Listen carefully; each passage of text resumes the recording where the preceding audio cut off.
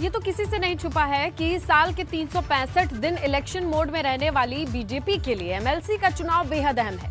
ऐसे में बीजेपी ने कई ऐसे उम्मीदवारों पर दांव लगाया है जो पहले से ही विधायक हैं या फिर किसी और पार्टी से बीजेपी में शामिल हुए। साफ है कि यूपी विधान परिषद में भी बहुमत का आंकड़ा हासिल करने के लिए बीजेपी हर जिताऊ उम्मीदवार पर ही भरोसा जता रही है और इन उम्मीदवारों के जरिए एमएलसी चुनाव में भी जीत की इबारत गढ़ने की कोशिश की जा रही है। जीत गई जनता, जीते हैं योगी, योगी और मोदी बहुत उपयोगी। फिर से आ गए और छा गए हैं। राम राज्य की करो तैयारी। विधानसभा चुनाव का ये जश्न तो आपको याद ही होगा, जहां पर भारी बहुमत के साथ भाजपा ने जीत हासिल कर एक बार फिर से विरोधियों को चुप करा दिया था। वहीं विधानसभा चुनाव के बाद भाजपा के सामने विधान परिषद चुनाव का रण जीतने की भी चुनौती है, जिसके जरिए भाजपा विधान परिषद में भी बहुमत का आंकड़ा पीछे छोड़ने की कोशिश में जुट चुकी है। भाजपा की कोशिश है कि इस चुनाव में ज्यादा से ज्यादा उम्मीदवारों की जीत हो। ऐसे में कई ऐसे उम्मीदवारों पर भाजपा ने दांव लगाया है जिन पर खास तौर से इस चुनाव में लोगों की नजरें टिकी होंगी। इस कड़ी में पहला नाम है दिनेश प्रताप सिंह का। दिनेश प्रताप सिंह लगातार 2 बार के विधान परिषद सदस्य हैं।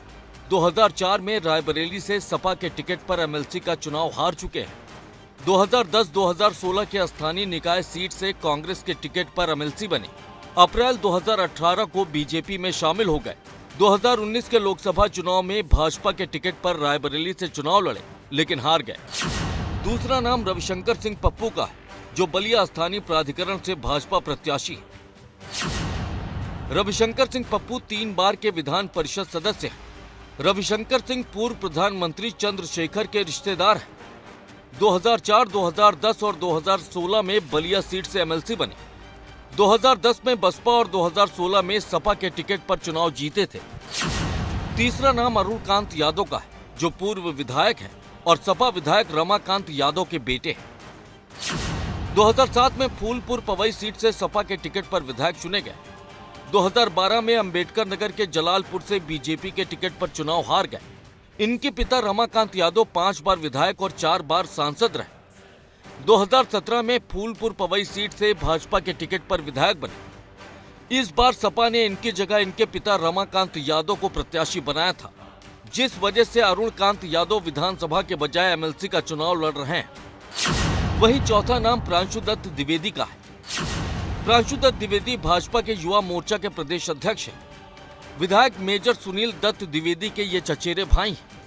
प्रांशु दत्त द्विवेदी 2002 से ही राजनीति में सक्रिय हैं। प्रांशु दत्त द्विवेदी भाजपा युवा मोर्चा के राष्ट्रीय मंत्री भी रह चुके हैं।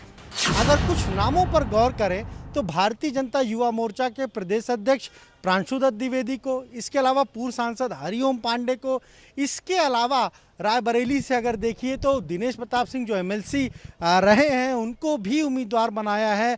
वहीं 2 जिलों के महोबा के जिला अध्यक्ष को और एक और जिला के अध्यक्ष को उम्मीदवार बीजेपी ने इस एमएलसी चुनाव में बनाया है। आजमगढ़ अगर प्राधिकार क्षेत्र की बात करें तो वहां पर अरुण यादव जो 2017 में जीते थे, बीजेपी के एकमात्र आजमगढ़ से जीते हुए विधायक थे, उनको 2022 में उम्मीदवार नहीं बनाया, तो अब एडजस्ट किया है इस एमएलसी चुनाव में। हालांकि रमाकांत यादव, अरुण यादव के जो पिताजी हैं, वो इस बार चुनाव फूलपुर पवई से सपा के टिकट पर जीते हैं, तो अरुण यादव को भी उम्मीदवार बनाकर बीजेपी ने एक मैसेज दिया है। मैसेज ये है कि भले ही जो विधानसभा की 10 सीटें आजमगढ़ में, वहाँ एक भी सीट बीजेपी नहीं जीत पाई हो, लेकिन इस स्थानीय निकाय की जो सीट है वहाँ पर जीत हासिल करने के लिए अरुण यादव पर ही भरोसा जताया है। अरुण यादव बीजेपी के साथ बने रहे, टिकट नहीं मिला, उसके बावजूद ही वो छोड़कर नहीं गए। इसका एक तरीके से हम कहें तो कहीं ना कहीं बीजेपी ने इसके बदले उन्हें एमएलसी का टिकट दिया है। वहीं अनूप गुप्ता जो पार्टी के पदाधिकारी हैं, प्रदेश मंत्री हैं, उनको भी उम्मीदवार बनाया गया है। विधान परिषद चुनाव में ये वो बड़े नाम हैं जिन पर भाजपा ने भरोसा जताया है। ये वो नाम हैं जिन्हें मोदी योगी ने अपने सुपर 30 में जगह दी। ये सभी नाम न सिर्फ प्रदेश की सियासत में रसूख रखते हैं, बल्कि ये चुनाव जीतना इन सभी के लिए रसूख का बड़ा सवाल है। ऐसे में माना जा रहा है कि विधान परिषद चुनाव के दौरान सभी की नजरें खास तौर से इन उम्मीदवारों पर टिकी दिखाई देंगी। एबीपी गंगा के लिए लखनऊ से अनुभव शुक्ला की रिपोर्ट।